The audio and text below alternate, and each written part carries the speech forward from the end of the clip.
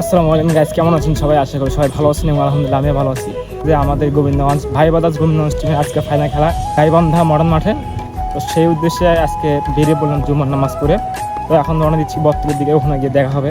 তো আমাদের জন্য একটি পুরো বাস নেওয়া হয়েছিল, এখানে খেলার পাশাপাশি দর্শকরাও ছিল।